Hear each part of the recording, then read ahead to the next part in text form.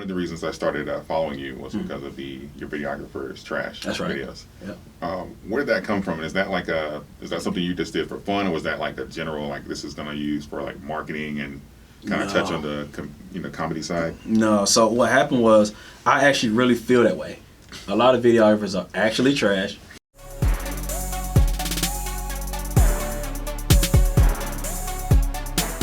All right, welcome to the Ace of Spades. Today's guest is BrandonShotMe. What up? What up? He is a entrepreneur and founder of the Shooters Camp. Sorry. So I want to one more time. And the founder of Shooters Camp. Okay. Oh yeah, I'm get the brand right. I'm joking. Let's do it. All right, what you got? I want to lay the foundation for this interview because I appreciate your personality, the creativity that you bring in your videos. Yeah. And I want to ask primarily about the transition you made from like photography. I'm not sure if you started as a hobby, but primarily just moving it into business and scaling. Okay. Yeah. So like when I started or how I started? You can start with when and then go into how. Okay. So 10 years ago, I started with photography and videography, and I was just mostly doing videos for my friends. So I was doing like music videos, but it was always as a business necessarily. So when I started, I just practiced. I was like, let me practice on my other friends because I wanted to do my rap videos first, and then it got to a point where they wanted me to do theirs, and then they started paying me. And then once they started paying me, it was always a business. So I was never like, let me just do this for fun. Once they started paying me, I was like, okay, I'll take a couple $100 to go do this video. Okay. So you said it was a rap video? Yep. Okay. Rap videos. Okay. Yep. It was rap videos. So I was doing music videos. So first of all, I was rapping. Okay. And then I wanted to do my own videos, and then in order for me to do my own videos, I had to practice with other people. So I said, hey, friend, let me do your rap videos for free so that I can get better at it. And as I started getting better, that's when they started paying me. And then I was like, okay, well at this point, I don't need to be rapping anymore because I'm already getting paid from this. Mm-hmm. So as far as like with your shifting the passion and from like rap to as far as into like photography, what was used as far as to scale like the business and coming up with like the Shooters Camp? Because it's not like it's like just you, it's really, you're instructing and you've gotten pretty proficient at it. So so I didn't even know that it was a thing. So after 6 years later, I quit my job, and then right there between 2 years after that, I realized that I became an expert because I've been doing it for so long. That's the only thing I've been doing consistently for the last for the past 8 years. I've been doing 10 years now, but at that particular time when I started Shooters Camp, I've been doing this for the past 8 years. And it's like, wow, I can actually teach this thing. And I'm hanging around a lot of people who teach stuff and they teach entrepreneurship, and I was like, man, I can use this to kind of teach other people how I did it, and actually they can do it in a short amount of time as opposed to waiting all the time where I did, wasting all the time that I've used throughout that process.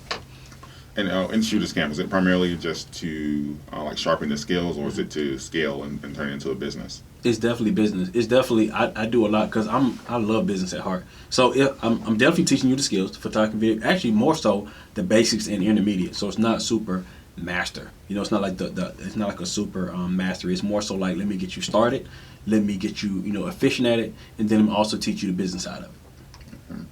And when you encounter with your students, and I'm sure they've been shooting prior to coming to the camp, what do you see that when people are looking to get into the photography industry, what do you see that they're often getting wrong? Yeah, most of the time is they work with they either working at a lot of different industries, so they don't focus on one particular industry. So you have to niche down, right? So a lot of photographers and videographers, they come to me saying, hey, I need more clients. I'm very good. This is what I do. But you're doing wedding photography one day, then you're doing pet videography one day, then you're doing music videos another day. Nobody can take you serious because we don't know what you do for real. So that's the main issue. They don't niche down. So as far as the skill set, wouldn't be universal. It doesn't like transfer. You have to specialize in order to be efficient in the industry. Yep, absolutely. Because if you it's a certain lighting that you have to have when you're doing portraits and headshots. And you can't take that same type of skill and go do a wedding. You can't take that same type of skill and go and do, a fashion shoot. It's just, it's all different. Makes sense. Yep. The elements are the same, but it's how you use them is where it gets different. Like for instance, so if I fix cars. Of course, to fix a Honda, I need a wrench, I need a screwdriver, I need whatever those things. I could take those same wrench and screwdriver, but I'm fixing a Porsche. It's a different engine, so I need to work on it differently. Yeah. It's a different way to do it. Yep. That makes perfect sense. Mm-hmm. So as far as like with when you're starting out and you're saying, okay, I'm gonna take this from a hobby, turn it into a business. How do you evaluate, I guess, like the market or your skill set to decide, okay, this is what I'm going to charge, and then you transition like as far as, okay, well now I can increase my prices because of this. What is like indicators you use to set a price point? One thing is like a demand. I guess one, if you're getting booked too much, and you can either it's a couple ways to scale it. You can either charge more or get more people involved. So I started charging more, and then a lot of times people will tell you that you're charging, it's too cheap. But for a lot of times you just see once it's a high demand, you go ahead and start charging more. That way you can start working with the clients that you want to work with, right? So if you was to, start separating yourself from like a McDonald's and a Ruth's Chris, right? So you become more premium. So pretty much let your audience decide. Okay, so it's going to react to the to market. Yeah. Okay. And as far as with the like scaling the business, yeah, and you're saying, okay, well, it's just me. I have a decent clientele. Yep. What are some of like the steps you took to say, okay, I'm going to like bring on like additional people, or I'm going to do instead of photography, I feel comfortable now like transitioning into video. Yeah. What are like some of the steps that you took to like grow and expand in those areas? Okay.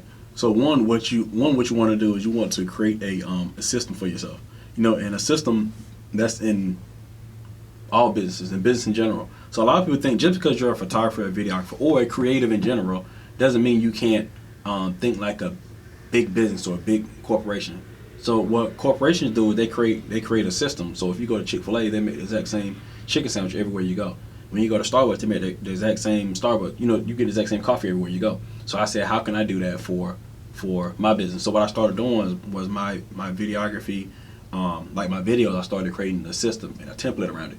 So once I create the system, I'm now able to duplicate myself because I have a system in place, and it's easier to train people since we have something to go by.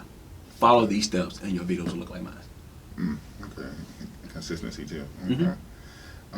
As far as like with the expanding, as far as in branding and standing out, because we're in Atlanta right now, but there's a lot of photographers. Yep. How would you necessarily go about building like a book of business or standing out as far as like in the competitiveness of the market? That is different. So a lot of people don't understand that a lot of times you're already standing out, just by being you or being yourself, right? So for me, I already had I was already good at customer service. I was already naturally funny. Those different things already helped me stand out anyway. When you work with me, you're getting this particular type of person. Personality-wise, all these different things comes when you're talking about standing out. And then from there, you can just find whatever works for you and add on to it. So I think when I first started, kind of like trying to find something different, you want to be creative, you can kind of take from these other platforms, right? If there's a lot of people that you like, if you like this certain photographer, videographer, if you like this film director, and then if you like this random business owner, freaking, you can grab some stuff from all these people, and then incorporate your own different ideas, and then mix it all together, and then you can create your own brand out of it. As far as reach out, what would you say would be, as far as like with the shooter camp, because I'm going to ask you this first, because you mentioned naturally funny. Yeah. And one of the reasons I started following you was because of your videographer's trash videos. Yeah. Where did that come from? And is that something you just did for fun, or was that like a general, like this is going to use for like marketing and kind of touch on the comedy side? No. So what happened was I actually really feel that way. A lot of videographers are actually trash, and every time I meet somebody, they'll say they got these horror stories about these videographers and photographers. So-and-so didn't get my footage. So-and-so showed up late. And I always come in like the knight in shining armor, like the saving grace, because I do regular stuff. You know what I mean? It's kind of like, you go to Starbucks and they like, oh, here go your coffee, boom, and then give you the top to it. And they're like, oh my God, you gave me the top to it. Other coffee companies don't give you coffee tops. It's kind of like, that's regular stuff. I'm supposed to shoot your videos. I'm supposed to give your stuff back on time. I'm supposed to show up on time. So it's all this different stuff, man, and it's a reason why these photographers and videographers go through these type of struggles. One, they don't really value themselves. A lot of people don't value their work, so they don't treat it like a business. So they treat it just like being creative and having fun, but not necessarily trying to treat it as a business. So that's what people go wrong at. And then when I see them going wrong, and then the clients actually tell me how bad or how much they suck, I'm like, man, I'm sick of it. They're trash. And I was talking to David Shands. I was talking to him on the phone, and he was like, yeah, man, you should just like do a whole series like that. And I was like, yeah, I probably would. And then I asked Instagram. I said, should I do a series on like how videographers, like how much they suck, how much they're trash? And there was like, the poll was like, yes. Get them. And before you know it, the first one came out. And ever since then, it's been a year now. It's been a year and a couple months. Even before I even started like rebranding my YouTube and going into that and whatnot, like I've literally followed you just because of the trash videos. I thought it was hilarious. Wow, that's dope. Yeah. So like, before I had any like videography needs or anything like that, just to see those videos, I followed you. So but did it teach you something? Did you see like, okay, I should? Did it teach you anything? Like, did it have like any type of teacher elements? Yeah. No, I learned a lot from your channel. I got the free guides you get. I'm inside of the content creator group. Nice. So yeah, no, definitely. That's the reason I went with the 24mm we're shooting with versus the 50. Perfect. Good. Okay, so you got the equipment list and everything. Okay, good. Yeah. Y'all go get that. Go to the link in my bio. Download all the free stuff. All the free stuff I got on my bio. Download it. Keep it. Consume it. All that. Well, that's what we're looking at the camera right now, because I'm just doing it right now. No, you're good. I don't know what we're doing. I'm looking at people. Download it. Please. It's free. You know, I know people love free. Yeah, very useful if you're a scrub with videography like me. He just called y'all a scrub. That's crazy. If you're a scrub. All right, cool. All right. So, you've been doing videography photography video about 10 years. Yeah, that's right. What would be a turning point for you as far as like business wise or and career related, but like a turning point for you where it's like, okay, well, I can scale this thing and this is going to be, like huge. I'm going to have people like for your shooters, people are flying in and stuff to take it. What was like a turning point for you business wise? God, I got so many of them, man. I have them shoot a couple times a year. I have them a lot. I guess I can talk about the first shooters camp I had. Before that, I was teaching photography and videography for free for a while. And then I started charging people $100. When I started charging people $100, they wouldn't take it. Nobody did it. I was like, hey, I can teach you a one-on-one $100. They was like, oh no, I'm good. And I'm like, this is crazy, But I could teach people for free, and I've been teaching people. I'm getting testimonies and all that. And then I said one day, you know what? Let me just do it. Let me create a whole master class. And my first master class was like $600 for the shooters camp. And then once I did that, I got 12 people to sign up. And it was almost effortless. So from there I was like, whoa, this thing could be huge. And then I started around that time, a little bit before that, I scaled my business. So I hired my first editor overseas that year before, and I found a way to duplicate myself essentially. Then I hired another one. I mean, it's just been growing ever since I started hiring my employees overseas and hiring my virtual assistants and just building my team essentially. And so at $100, nobody booked. Nobody booked. I got the text message. I got the screenshots. They were like, "Yeah, nah, it's okay." I'm like, "What is going on?" But at $600, you get students. It's the weirdest thing. It's kind of like it's kind of like if I had a pair of Gucci shoes, right? And I want to sell you a pair of Gucci shoes for $20. Would you want to buy it? No, I think they're fake. Yeah. You know what I mean? But then if I say, you know what, let me go and give it to you $2,000. It's the exact same shoe. I'm gonna give you for $1,000. $1,000 Gucci shoes. You're probably okay, cool. Let me put a payment plan on. Let me see how I can buy it. That's just the mindset of people. Psychology, I like that. It's the weirdest thing. I was literally giving the exact same game for $100. They wouldn't do it. No, I missed out when you was giving away for free. Yeah, I was giving away for free. Everybody missed out. Yeah, I was gonna. You can go down my timeline and you can look at the free webinars, 3-part series. I was doing lighting. I was doing everything. It wasn't that long ago. Yeah, it's kind of cool. Yeah, you can scroll down and find it. It's still there.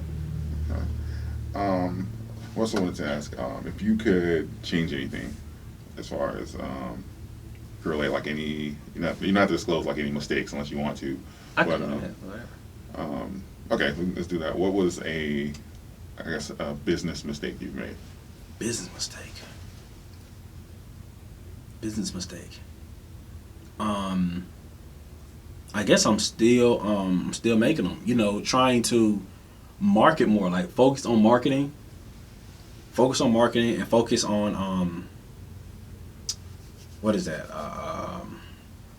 Email marketing for sure, and client what's the word I'm looking for? Nurturing, client nurturing. So a business mistake is really focused on client nurturing and also focus on the clients that I already have. Right. A lot of times we reach out and go to new people and all that stuff. So one biggest mistake, yeah, that's a good one too. Reaching out going to get new people, but you already have people who are paying you money and want to pay you more money. So now we're fixing that. Me and Pinique and you know the rest of the team, we're actually working on trying to help more people and just focus on people we already have, as opposed to like, hey, I'm here, help me. You're like, nah, like you already got kids. And like, nah, let me help some more kids. Like, hold on, we still at the house, help me. I'm still hungry too. Right. So going out helping the people who already have, it's like you know helping. Make sure we're still loyal to people who are loyal to us. Right, so just like more or less so like on maintain instead of just growth. Yeah, I mean still grow, but these people, that's still the people who are maintained. You can help. That can still help you grow too. With the people that you already have. Okay. You don't have to go out and get new clients. You can grow with the people who you have right now. Okay. And how did you go about choosing your team? Oh man, so that was a lot of trial and error. But what I got right was I wanted people who knew about me, knew about my brand, and all that stuff. So I actually grabbed the people who was already who was graduate from Shooters Camp.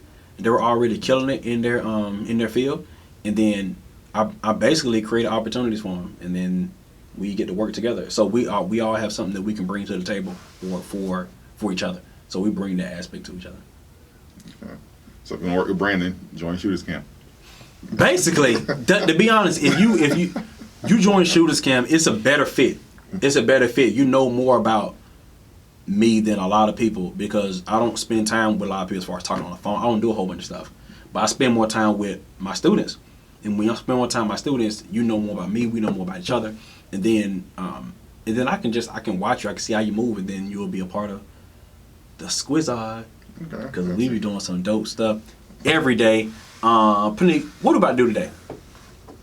We about to do something crazy. I don't know. Just be ready. So yeah, we do some dope stuff. Okay. Last question I want to ask. Yeah. If you could, I know most people, if you ask them would they change anything, they're like, oh no, my mistakes, they made me. Is there anything that you would critique or like change as far as in your career? Change about my career or just like what I was. Ask it again. Well, asking, is there anything that you would change? Like it can be pertaining to your career, but as far as like like any of like the lessons, be like, okay, well, if I should have did this, or if I'd have started earlier, or I hesitated here, or something like that, and I'm not sure if it was just all impulse. I just want to know if there's something you could go back and just fix it or change it.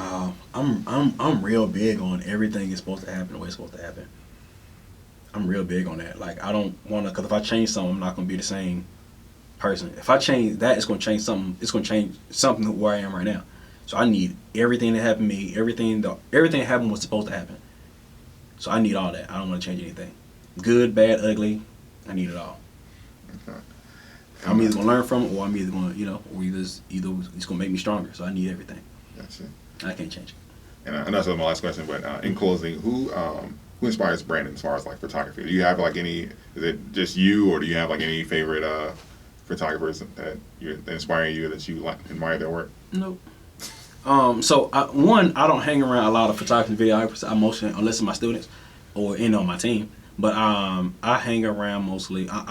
Business owners inspire me. So when I got really good at photography and videography, then I moved over into business. And I love business more than people know. Right? I have a few businesses. So yeah, a lot of business owners inspire me. Who's one? Tony Robbins is one. Not his speaking, but his business etiquette. Who else in business owners that inspire me? I mean, I would say Gary Vee, but that's just regular. I don't know. I mean, I love all these business. I mean, I don't have one person who I just look at every day. I just look at, to be honest, man, I look at a lot of, just random comedians and stuff like that. And then I would study some business owners as far as books, like your Robert Kiyosaki's, your Napoleon Hill's, or John Maxwell's. Right. So, like I learned from that stuff. I love leadership too. That's it. Okay, so I came in this interview with the wrong mindset. I thought you were a photographer doing business, but you're a businessman doing photography. That's it. Yeah, and I'm going to use that in the video. I was just in there thinking, I was like, I had this entirely wrong the entire time. That's okay. That's okay. A lot of people don't really know. It doesn't really matter anyway, whether the people know or not. But yes, I'm a business owner. Just happen to be really good at video. Got you. So, so in closing, I just want to thank you for your time, and appreciate it. I know your Instagram is at BrandonShotMe. That's right. Any other methods that you want people to contact you by? No, hit me up on Instagram. BrandonShotMe. Hit me on the DM. Now this interview is over. Let me ask you some questions. Now, so what got you into podcasting and interviewing people? I relaunched my Instagram, my YouTube last year, but I was looking at some things because I was like this chasing money, like career-wise, and I was like, okay, what do I actually enjoy doing, or whether I make money from it or not? And I looked at I came across my old YouTube channel, and one of the first things I did when I got out of high school in 2009, I interviewed my high school principal, and I did like a bunch of like interviews as far as in there, and that was just something that I was like, when I didn't have money, I was spending money on just to do, and I just genuinely enjoyed it. And it was just genuine to me because it was before YouTube blew up, and it was before everybody was starting a podcast like every week. It was really genuine for me, and I loved it. So that was just something I just wanted to reach back out to because I enjoy doing this. So. Yeah.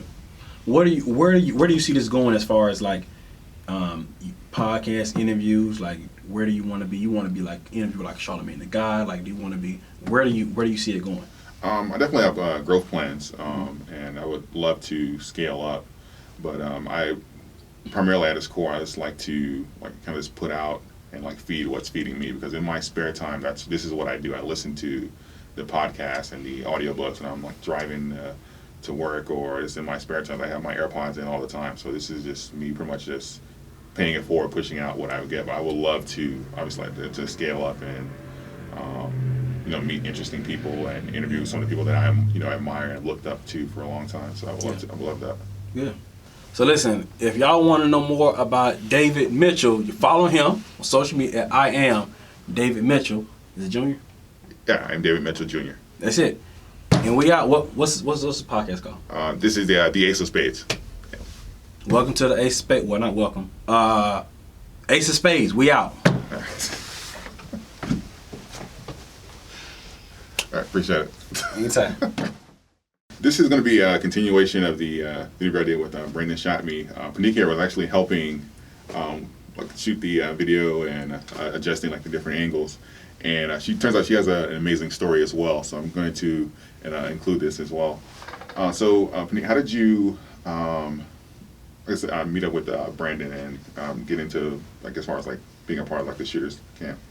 Okay, well, you want to know how I first met Brandon, or how did I start teaching shooters camp? Well, let's start with how you met Brandon, and we'll go into the shooters camp. All right, I met Brandon because initially, I'm going to give you the short version of the story. Initially, I wanted to be a motivational speaker. And so David Shands had this class it was a workshop called Art of Articulation, 2-day workshop. I was living in North Carolina at the time. I came down for the workshop, and I met David for the first time. I joined David's coaching program. And, I was just telling him I wanted to be an entrepreneur. And he was like, well, what do you want to do? I'm like, I don't really know. I just want to be an entrepreneur, And so he was like, well, go home, do some research, figure out what you can do as an entrepreneur to make enough money to quit your job. So he was like, go home and Google some things. So I was like, I came back to him the next day. He was like, what you got? I said, photographer? He said, that would be good. I'm going to introduce you to Brandon. He does all my videography, and then he'll tell you what camera to get, and you go from there. I said, okay, cool. So that's how I met Brandon. David introduced me to him. Okay. And as far as like getting, as far as my part on because pretty much was that like a short period of time between you meeting David, I guess, getting introduced to Brandon and becoming a part of the shooters camp? What was that transition like? Okay, so I met Brandon initially. It was at the very end of July 2018. Mm-hmm. So I got my camera August 2018, met Brandon. He showed me a little stuff, some photography stuff. And then he introduced shooters camp. So I was actually in Brandon's first class of shooters camp. So, so that was January 2019. Okay. So it was a very short amount of time. I mean, what was that, almost 6 months maybe? Yeah, 5 months, right? Yeah. So that's when I, joined Shooters Camp. I took the class before I actually started teaching Shooters Camp with Brandon and before I started doing this full time. But I guess we'll get into that. I know you got some other questions, so I don't want to get too far ahead. No, you're fine. So when you came down to the Shooters Camp, and I know you mentioned you came down to Social Proof as well. You were living out of state. So what was that transition as far as for coming out of state and deciding to move down? Yeah, so I was actually living in North Carolina, and I came down for the Social Proof Conference, huge conference David Shands did last year, April. So I came down. I actually bought a ticket to the conference, but then when I got here, Brandon asked me, did I want to help him shoot? I said, of course. It was a chance to get more experience because I hadn't really done any video except for the little bit I did in Shooters Camp. So that was in April. Brandon was like, oh, you should just move down here. You're meeting all these entrepreneurs. I said, Brandon, I cannot just move from North Carolina to Atlanta just because I'm meeting and networking with all these entrepreneurs. So, long story short, when I got back home from the conference, I called Brandon. I said, I'm moving down to Atlanta. So that was the very first week in April. By May 19th, I had moved here. So I packed all my stuff up in a truck. Me and my homeboy, we moved everything down here April 27th. My homeboy and my brother-in-law helped me. Moved everything down here. Went back to North Carolina to tie up a few things. Last day of my job was May 10th. By May 19th, I was living in Atlanta, full-time entrepreneur, had left my job. Okay, yeah. I know you like, what? Yeah, no, just even the quick decision, okay, as soon as I got back, yeah, I'm moving. Yeah. And then actually doing it and saying I'm going to quit my job, because I know even with starting a business, that's the greatest fear people have is okay, I need to scale up, or I need to build my income. So essentially you came down here with no clientele, no, just a vision and belief. What allowed you to do that? Because that usually causes a lot of people to freeze up or not act as quickly. So what allowed you to do that?